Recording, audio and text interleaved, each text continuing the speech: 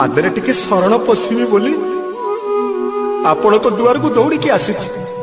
आउ कुआडे जाइनी कि आउ कार एमती गोटे बड़ देउल अच्छी मु जानी महाप्रभु आउ गोटे कार सिंह द्वार अच्छी मु जानी दीन बंधु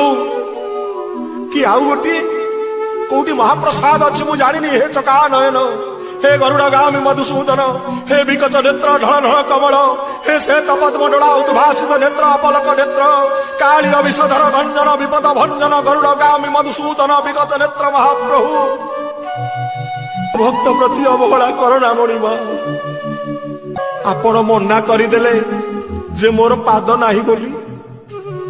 मु जगन्नाथ मोर हाथ नाही पाद नाही कान नाही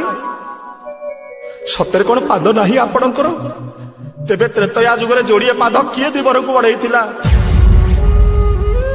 बामन अवतार रे गोटे नुहे जोड़े नुहे तीनोटी पाद आपणकर बाहरिला महाप्रभु स्वर्ग मध्य पाताल जोड़िए पादरे आपण ब्रह्मांड को आवरी बसिले तृतीय पाद को जागा नथिला बलिर मथा ऊपर आपण रखिदेले पाद को हाँ प्रभु टिके पादरे शरण मागुची कहले मोर पाद नाही मिछ कहले आपण सत कहंतु घिअर्न डालमा खाई अबडा खाई भक्त मेले रही सेवक मानक मेले रही सब भूली गलेडी आपण बड़ा मुठिए मते मिलू महाबाहु तुलसी टिकिए मते में। जय जगन्नाथ भक्तवृंद जय जगन्नाथ भक्त बंधु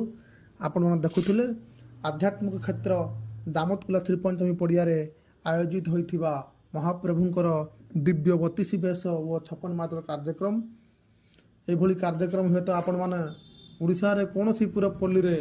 देखिया को पाई नथिबे जहाँ प्रथम थर करी आम दामोदकुला त्रिपंचमी पड़िया अनुष्ठित होई अछि।